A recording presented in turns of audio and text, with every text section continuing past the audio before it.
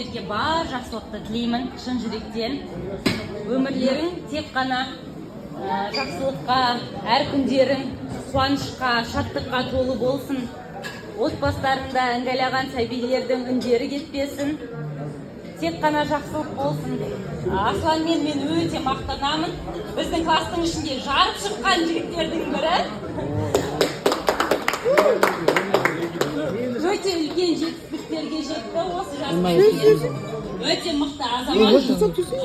8 қырлы бір сырлы жігіт. Құдалар, сіздердің күйеу балаларыңыз өте сондай өнерлі жігіт. Домбыраны да шертеді, гитараны да тартады, әнді де айтады, домбыраны жасайды. Қол